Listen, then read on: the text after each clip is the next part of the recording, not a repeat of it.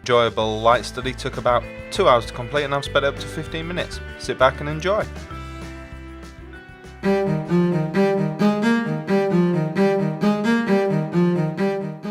So in Sketchable I started off with obviously a blank canvas.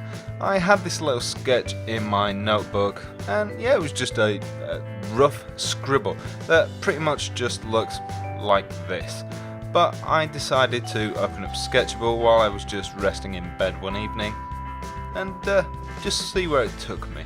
I basically wanted to open this up as a light and shade study. You know, really get in there with colours and experiment and play with my brushes and do something maybe a little more than just a basic sketch, but not a fully developed illustration piece. The kind of stuff I do for my portfolio, for my commissions, takes roughly about 2 weeks, but in Sketchable, you know, I tend to do more basic sketches or this kind of work. You know, I use the Wacom Mobile Studio, or as I'm currently using here, I'm using the Surface Book with Performance Base, and this is an absolutely great device. As you can see, you know, it's fully up to the task and it works really well. For the most part, I'm using the airbrush. It's a fantastic brush for working with. You know, if I want finer detail, if I want a sharper line, I just make it a smaller brush. If I want a looser detail, I just make it a bigger brush. You know, and I can swap back and forth between this and my eraser. Because this isn't a finished piece, I'm not too concerned about having, you know, those really neat, crisp edges, you know, on my loose sketches. I go back and forth between the chalk brush as well, which has some really nice concept style brushes. I like to use layers a lot. Layers are really important.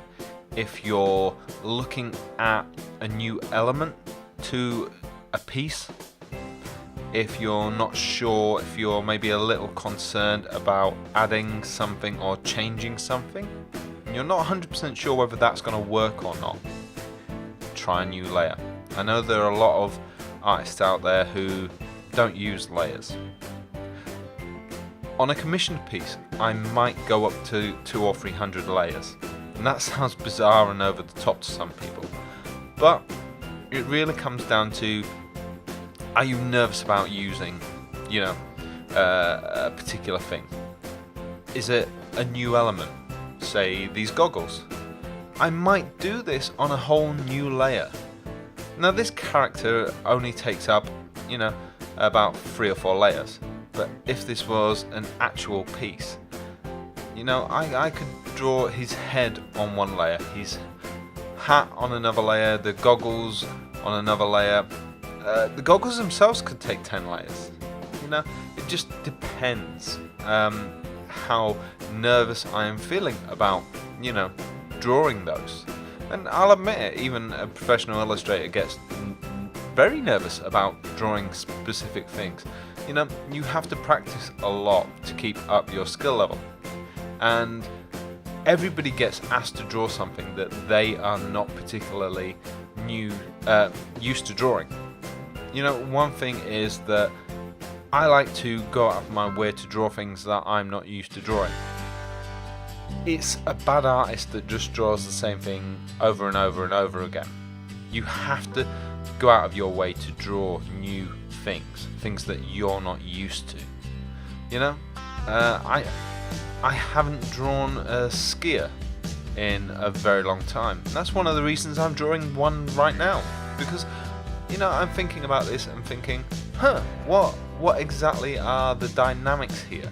So I just wanted to take a little time and, you know, just draw one and get that kind of fast action pace in there. And I wanted to draw the mountains, and I draw mountains loads of times, but yeah, it was just all part of that, and I wanted to get that spray of the snow up there, and, you know, and even though I'm used to drawing mountains, I'm not used to drawing the spray. I wanted to get another character in here, just to get that kind of sense of free.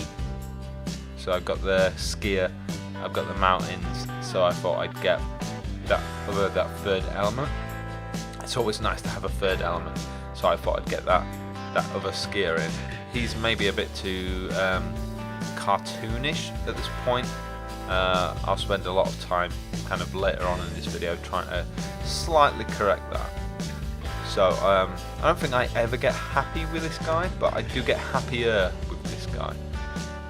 So but I wanted him to look a bit, hey dude, so maybe a bit stereotypical, but yeah. He was just a little kind of stickmanish in my initial notebook sketch. I didn't mind that. I kind of wanted to recreate that a bit, but this does remain kind of true to that. One thing I like to do is just quite early on is go around and just add this kind of white highlight layer with a very small brush, and it helps just define the boundaries of where things are and where an illustration kind of starts and ends. And sometimes I'll go back and rub things out, but I'll also go back and add a darker layer for the shadows. And this is me just trying to work out my lighting as well, because when you start a very rough piece, sometimes you start with the dark and the light, and other times, you know, sometimes you start with a very matte piece that has no lighting direction. And I think when you're a younger artist, you start off with a matte piece that has no lighting direction. And I still do this a lot on pieces like this, on rough sketches. When it's more of a commission piece, I tend to start with a lighting direction in mind. But with a scene or a sketch, I'll start with a matte piece, and then I'll get kind of the rough essence down, and then come back and add my lighting in. So you'll see several scenes throughout this video where I'll come in and I'll add more kind of hot spots of light and hot spots of shadow, which really help bring this to life.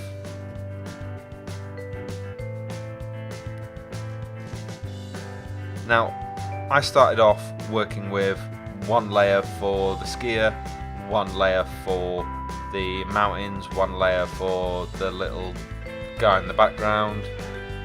The face is really coming together for me now, and I like this, and it works even in close-up. I'm really happy with that. We're even getting little details now, like, you know, the hairs on his arms, and I didn't really think about that in the beginning, but I'm a detail guy. If you look at my portfolio, and that's at LAWRENCEman.co.uk, you'll see that my work is really, really detailed. And yeah, I love overly detailed work. And I could take this piece and carry it on. I'd have to kind of double check the anatomy and change a lot of things, you know, to make the anatomy correct. I'd probably scrub out the little guy and start him all over again. I changed several things about the mountains and that, just to make sure they were a little better. But you know, I'm happy with the guy's face, and I like that as a kind of a cropped in piece. But overall, you know, there are some nice elements to this. You know, here if I just add a new layer and drop in a sky with some clouds, and this is all just airbrush work, basic airbrush that exists in Sketchable. You know, I haven't really altered too many of these brushes, you know, and it's nothing that you can do yourself. All I'm doing is changing basic settings like the opacity, which is the slider on the left, and the slider on the top there changes the size of the brush. And oh, here you can see me adding in darker sections and highlighted sections, and this is really going to change the contrast here of the overall piece. And this is obviously all on a separate layer, but once I just change that, make it a little more subtle, I can sign the piece obviously, but decent, you know, racing skis always have branding on anyway. So once I've added that in, this is just my normal signature, but I'll take that across and make that look like a decent bit of branding. But adding in this contrast and trying to make this guy look a little less cartoonish, a little more realistic, I think, you know, looks a bit like Casey Neistat maybe in the face. But once I've added all this contrast in and everything like that, it looks a little better. It looks a bit more realistic, and the colour of the sky, I think my work being very bright and vibrant, that really makes this pop. And sometimes that's for the better. Sometimes it's not that. You have to be very careful. This is really a balancing act. Now, Sketchable is absolutely great for this kind of work. You know, they've spent a lot of time on the color integration of this app. You know, and I think it works far better than a lot of the other apps that I've tried. If you've got one of the new Surface Pros, or if you've got a Surface Studio, then you can use the dial, and the dial works absolutely amazingly with, you know, the color. So, you know, you can check out my video on the Surface Studio with that. I'd like to get one of those in the studio to show you. I know I will have some more videos to come on that kind of stuff very, very soon anyway. But yeah, I'll show you in a second what this is going to look like when I tone down the highlights here. Part of me really likes them, you know, kind of this white and this bright almost. You know, this is at 100%. If I took this down to about 90 or 80, it would still look very, very cool.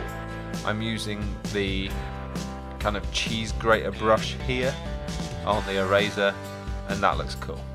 But one thing I want to do is just add an overall color tone, and I'm just tweaking about trying to find a different color, and I found this kind of purple color, and I've just overlaid it over the whole image, and it just kind of makes all the colors kind of sit together nicely. Now I've added a new layer, and I'm just using this speckled chalk brush and a couple of other layers just to add in some real nice snow flare. And now I'm adding a vignette, a dark purple vignette around the whole frame edge to pull you into the center of the image, and a quick sunburst right in the middle, and another layer of that with some shadow there to make it look like he's casting a shadow on the mountain that he's skiing on. That kind of finishes it all up. Then I'm going to add a black fill layer, change that to color so it made the whole thing monotone, but then just knock it down to 10% opacity. And that just knocks the bright vivid colors back a touch, and I'll add another vignette just to finish it off. That just pulls your eye back into the middle. Well, thanks for watching. Be sure to comment, like, and even subscribe to my channel, Lawrence Can Draw. And if you really did like what you saw here, you can see more of it on my website, lawrenceman.co.uk. I'll see you next time.